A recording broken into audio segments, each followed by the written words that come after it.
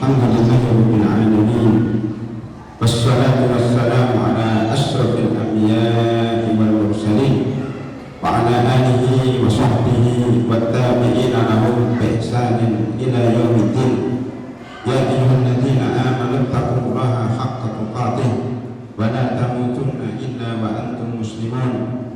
Ya ayyuhan nasu taqu rabbakum alladzi khalaqakum min nafsin wahidah wa khalaqa minha zawjaha wa batha minhuma rijalan katsiran wa nisaa'a wattaqullaha alladzi tasaaluna bihi wal arham innallaha kana 'alaikum raqiba. Ya ayyuhalladzina amanu taqullaha wa qulu qawlan sadida yuslih lakum a'malakum wa yaghfir lakum dhunubakum wa man yuti'illaha wa rasulahu faqad faza fawzan 'aziman. Summa amma ba'd.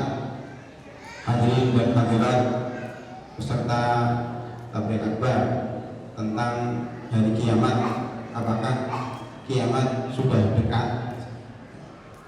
Saya melihat para jamaah agak lebih antusias untuk mendengar tentang kajian hari kiamat dibanding dengan kajian-kajian yang lainnya. Saya pikir karena hari kiamat ini menjadi hari yang kita tunggu-tunggu bersama. Barangkali juga di sebagian dari kita yang mungkin bagaimana nanti kalau sebentar lagi datang hari kiamat. Makanya juga karena rasa penasaran kepengen menghadiri acara ini untuk melihat langsung bagaimana sebenarnya sih hari kiamat itu. Apakah benar yang disebutkan oleh sebagian orang bahwa kiamat sudah dekat banget? Bahkan sebagian orang sudah mulai hitung-hitungan bulan per bulan, tahun per tahun, bahkan sudah menyebutkan tahun sekian akan terjadi hari kiamat. Di antaranya adalah tahun 2012.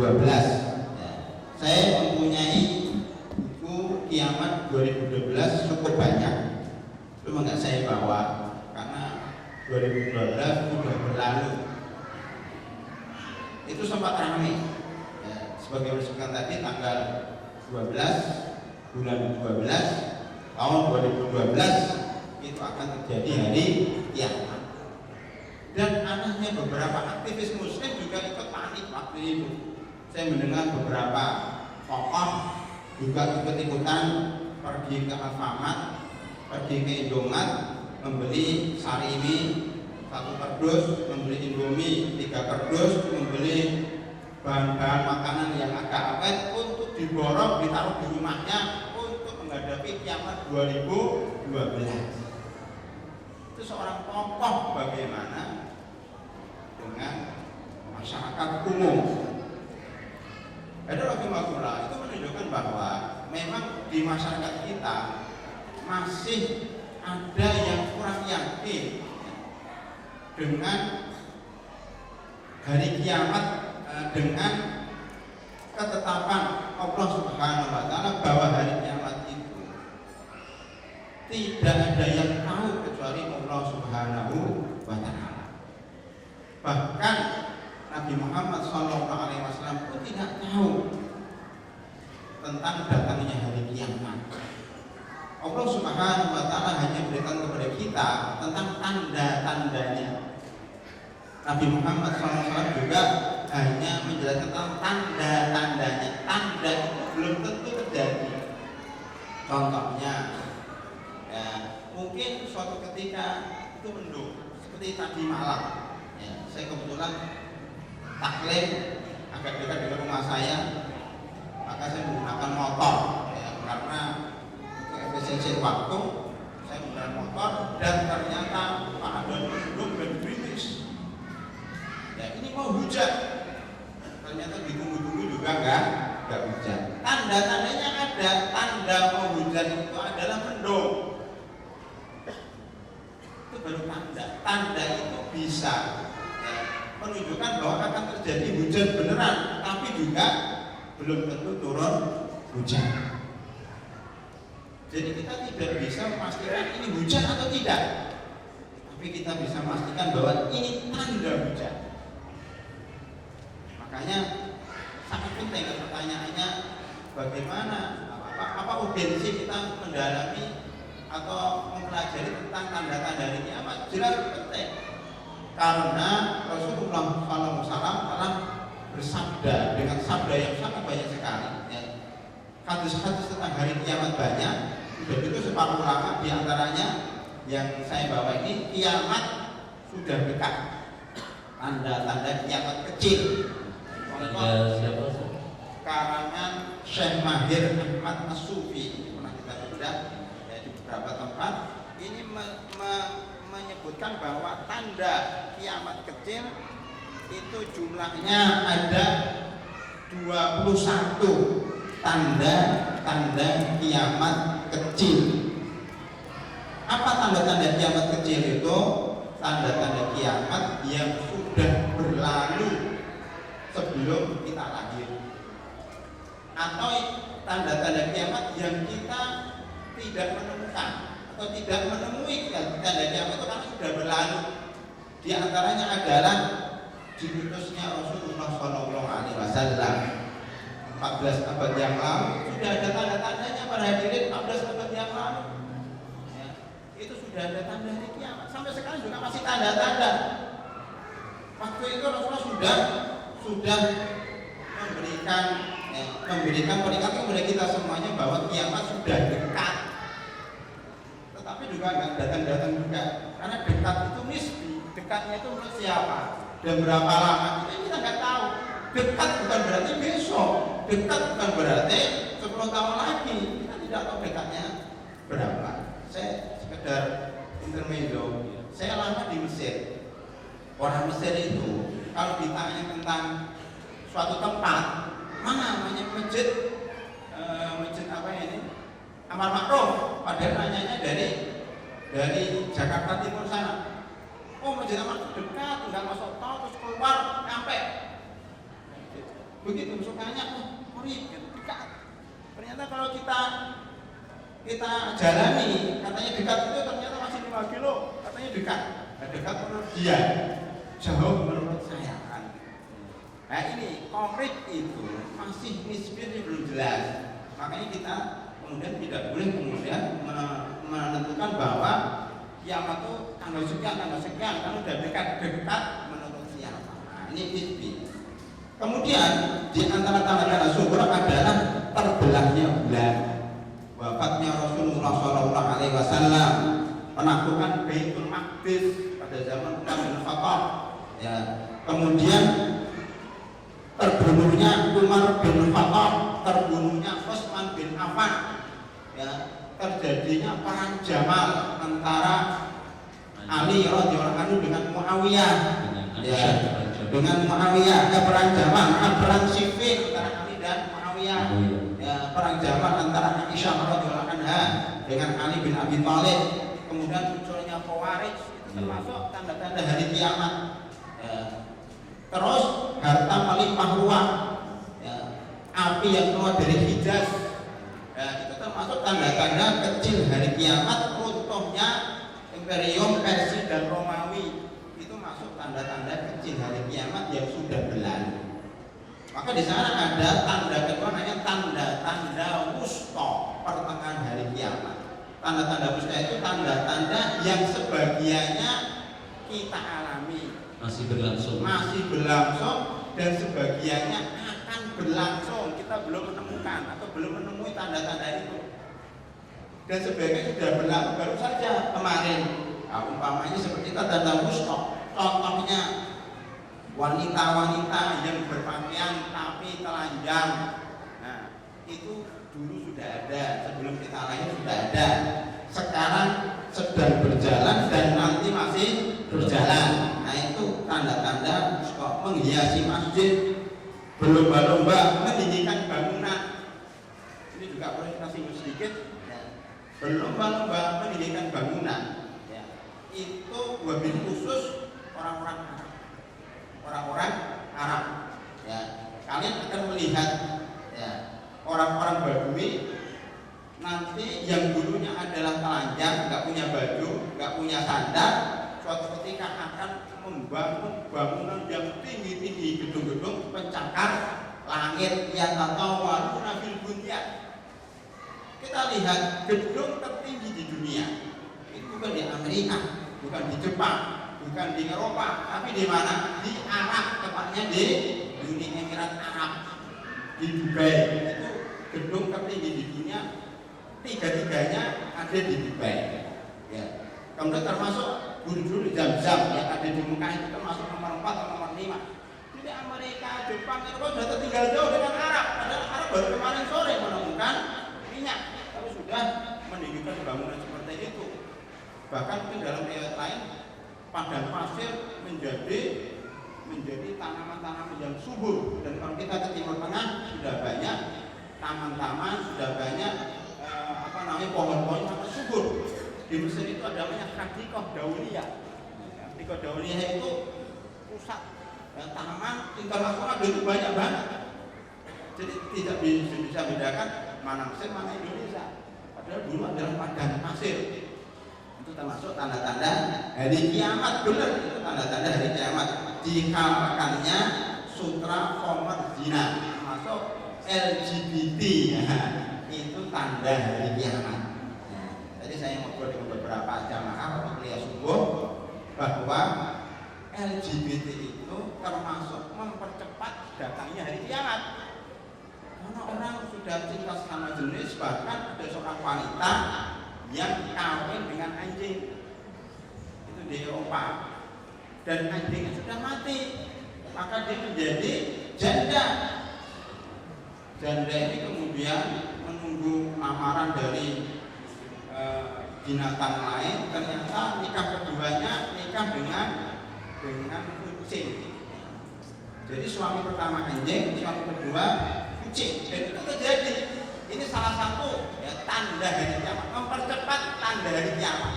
Tetapi di sisi lain pada hari Rahimahullah, manaknya pengajian-pengajian ya kayak tabligh akbar seperti ini, ada kuliah subuh, kuliah duha, kuliah badal maghrib, kuliah zuhur, itu memperlambat hari kiamat.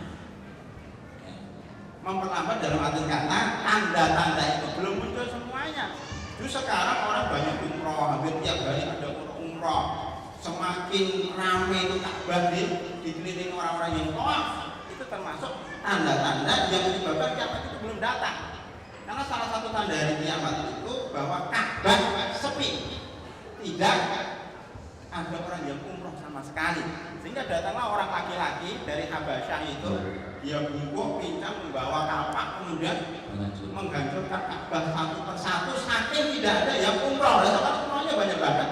Gaji antrinya 7 tahun, 10 tahun. Jadi insya Allah belum tanda-tanda itu belum muncul. Apalagi masjid-masjid masih ramai, banyak orang baca Al-Quran. Bahkan sebaliknya sekarang namanya Mahat Tahfidzul Quran, anak-anak kecil mulai menghafal Quran semakin berarti menunjukkan satu sisi memang ada tanda-tanda kiamat, satu sisi ada tanda-tanda bahwa kiamat itu belum datang dalam waktu dekat karena Islam masih marah. Jadi rahimahullah itu tanda-tanda wusta secara tepat ya. Kemudian selain itu adalah kebenaran mimpi seorang mukmin. Kemudian nanti ada tanda-tanda kiamat masih wusta belum kubro yang akan datang. Di antaranya adalah terjadinya permusuhan dalam hati. Jazirah Arab penuh dengan kebun-kebun dan sungai-sungai sudah terjadi sekarang. Jadi ini tanda itu sudah terjadi ya. Kemudian ilmu digunakan untuk mencari harta, Al-Quran dijadikan dagangan, sudah berlaku ya. Seseorang berangan-angan untuk mati, hari ini sudah banyak bagaimana orang-orang karena saking fitnahnya begitu hebat seperti di Suriah, di Yaman, di beberapa tempat di Myanmar, orang itu bercita-cita mendingan daripada hidup seperti ini, mendingan saya mati. Itu termasuk tanda-tanda wusta yang sudah muncul, yang sedang berlangsung juga, yang sudah berlangsung dan masih berlangsung. Jumlah wanita lebih banyak daripada pria, dan sudah terbukti kalau kita mengunjungi anak yang baru lahir itu wanita, besok lagi ada yang melahirkan wanita terus. Bahkan saya waktu di Mesir sudah banyak teman-teman saya yang menikah rata-rata anaknya wanita. Wah ini sudah tanda hari kiamat. Saya pun begitu, anak saya pertama laki-laki semua, itu kiamat pasti hijau. Anak ketiga dan anak keempat wanita. Nah, ini kiamat sudah dekat. Saya kemarin juga dikunjungi ya, seorang yang mempunyai anak 8. Itu rata-rata wanita juga anak. Bahkan saya punya teman anaknya 6 wanita semuanya. Itu menunjukkan tanda-tanda hari kiamat. Ya, maka nanti kalau ada orang lahir dilihat apakah wanita atau laki-laki. Kalau wanita berarti kiamat semakin dekat. Dan seterusnya ya tentunya kalau kita bahas akan lebih panjang. Jadi pembahasan kita bukan pembahasan kiamat kecil, kiamat pertengahan dan kiamat yang besar. Itu subhat tentang hari kiamat. Ada tanda hari kiamat yang besar belum ada yang terlihat sampai sekarang. Ini pentingnya kita mempelajari tentang tanda hari kiamat supaya kita itu tahu sebenarnya posisi kita itu di mana. Jangan mudah terpengaruh dengan isu-isu yang muncul. Ini sudah dekat hari kiamat 2012, nanti mungkin muncul khilafah pada tahun 2025.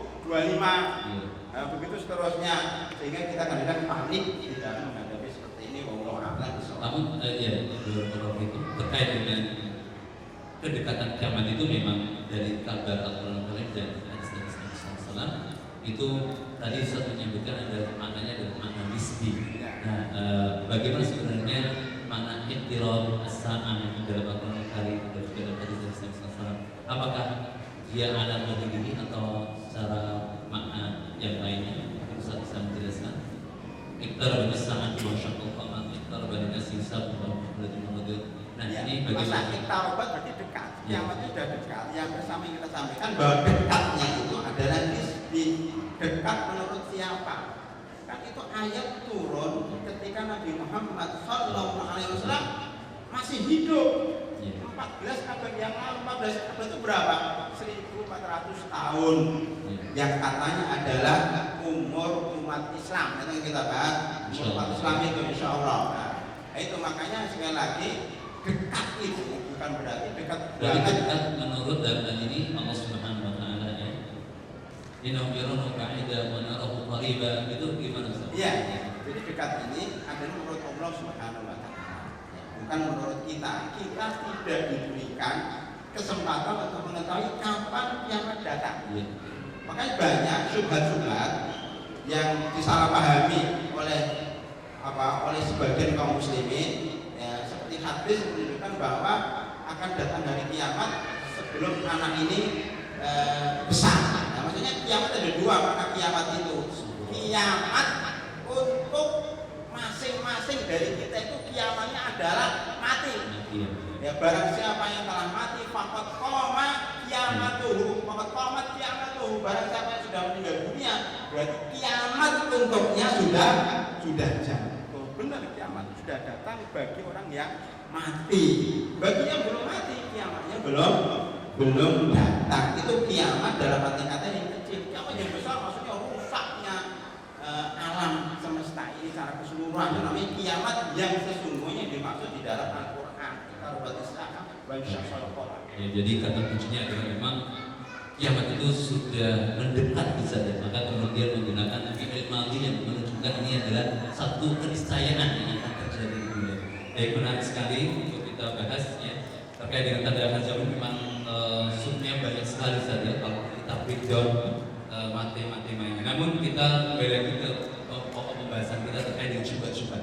Nah, di sini kita mencoba untuk melis beberapa syubhat-syubhat yang beredar di tengah-tengah kaum muslimin saja dalam catatan kami dan mungkin nanti juga bisa dibantukan dengan catatan Ustaz terkait dengan yang pertama mungkin tentang pasukan Anji Hitam Ustaz.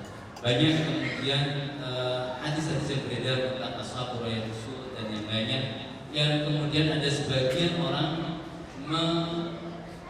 menafsirkan ataupun memberikan semacam legitimasi bahwasanya dan ini kemudian ditujukan kepada kelompok-kelompok tertentu. Misalnya saat sekarang mungkin ada yang mengatakan pasukan Panji Hitam itu adalah pasukan yang kemudian secara dari hitam ada berarti ada Hizbut Tahrir misalnya. Kemudian pasukan Panji Hitam itu yang dimaksudkan adalah Taliban yang ada di Khorasan dan seterusnya. Ini bagaimana penjelasannya?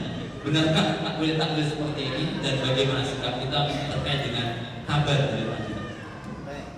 Terima kasih. Ada beberapa hadis, di antaranya hadis Tauban. Langsung terjemahnya aja. Akan berperang 3 orang di sisi perbendaharaanmu. Maksudnya adalah Mekah. Ini hadis dari Rasulullah SAW. Mereka semua adalah putra khalifah. Sekarang khalifah sudah berdiri belum? Sudah berdiri belum khalifah itu?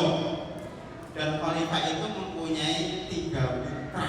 Dan siapa yang khalifah punya 3 putra itu tidak perlu penafsiran.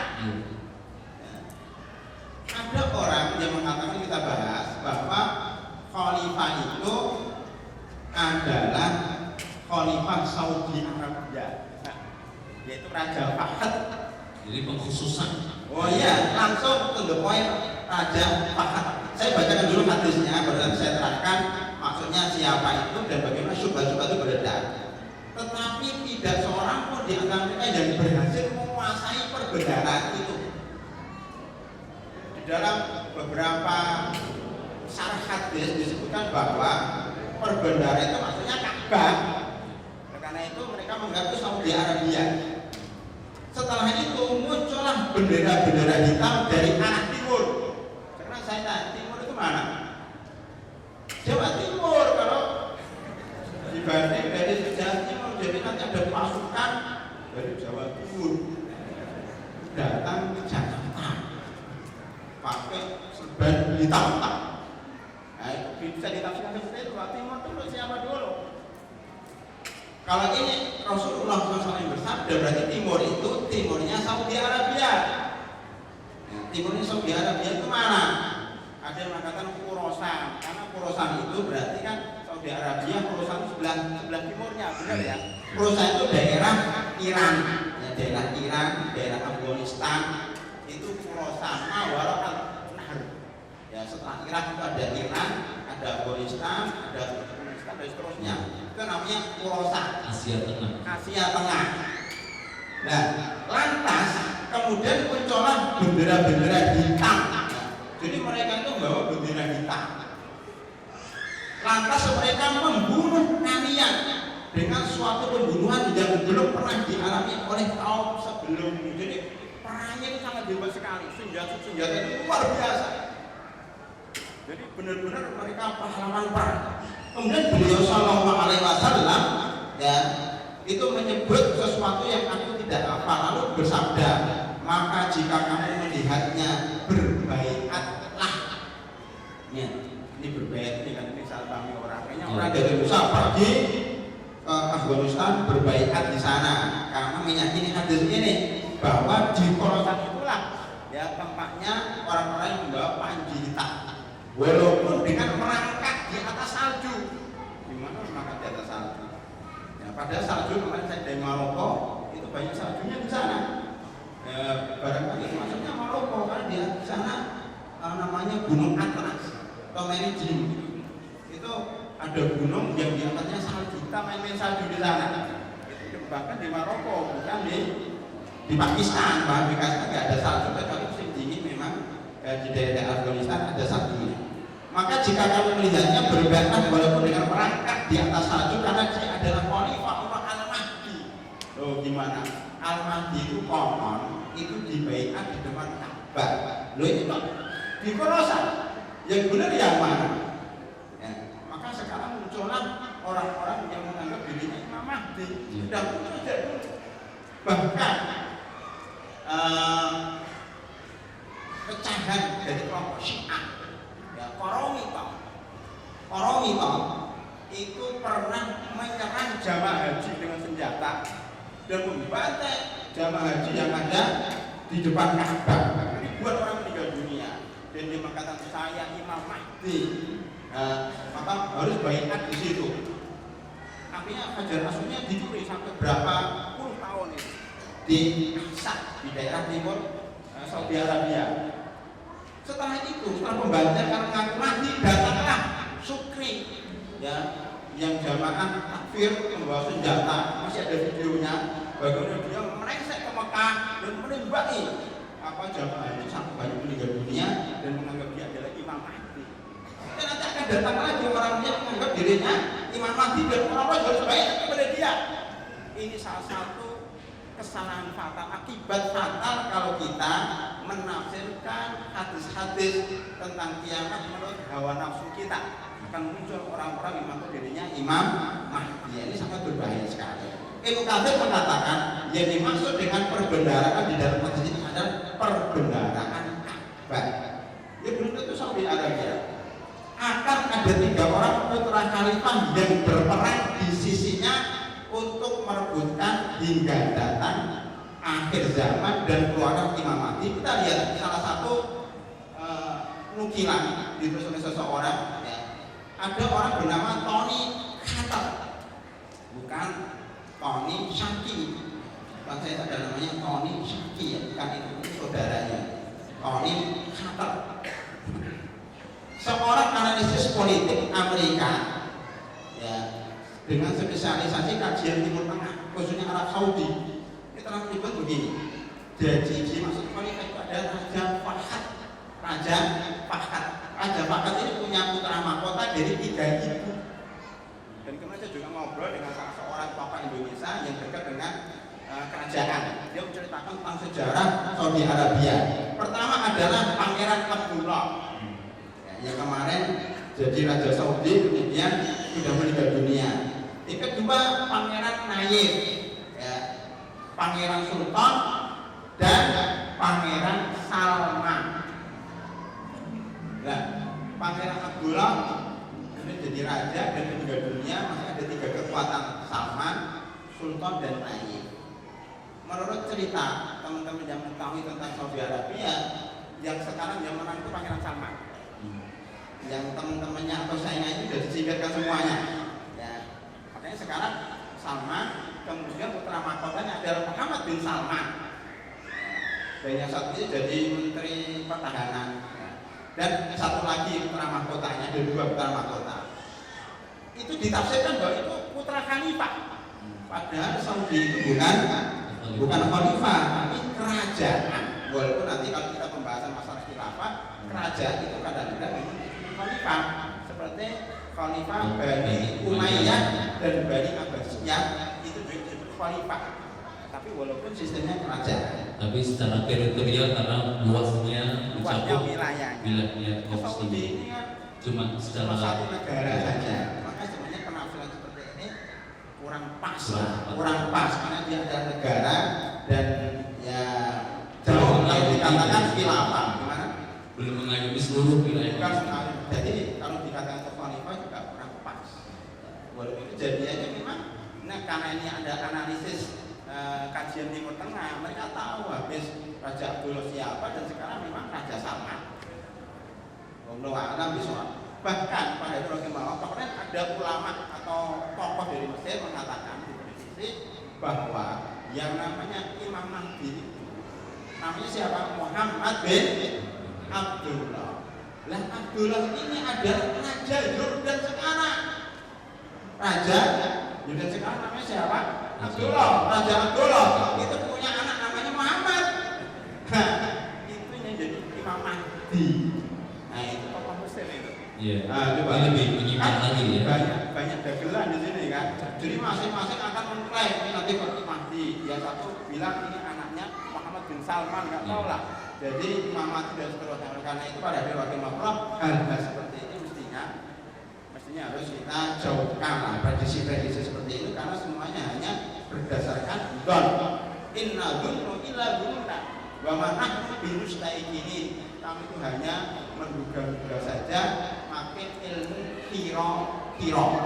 Nah, ilmu kira-kira nggak bisa untuk diterapkan di dalam masalah akidah. Tapi kalau ilmu kira-kira untuk fikih boleh. Saya ulangi, ilmu kira-kira itu boleh dipakai dalam kajian fikih. Contohnya, ini saya itu sudah kentut atau belum sih? Wah, kira-kira belum lah. Saya sholat dan sholatnya sah. Ini kira-kira sudah duhur belum sih? Oh, kira-kira sudah. Kita agak duhur itu boleh. Ya, ya dalam kajian fikih. Karena kajian fikih itu kebanyakan menggunakan ilmu kiro, tapi kiro yang benar, yang baik. Tapi kalau akidah tidak bisa pakai ilmu kiro, apalagi masalah hari kiamat pakai ilmu kiro. Makanya tadi pasukan Panji hitam, oh itu Taliban, benderanya hitam, oh kiro Taliban. Itu waktu Taliban masih menguasai Afghanistan. Ketika Taliban kalah, oh bukan deh katanya, karena Taliban kalah, meleset kan. Sekarang ada ISIS, oh kiro ISIS, nah ini kan benderanya hitam. Nah sekarang ISIS sudah mau diserang oleh seluruh negara. Nggak tahu benar nggak itu pakai ilmu kiro. Nanti ada akidah Hizbut Tahrir juga benderanya hitam.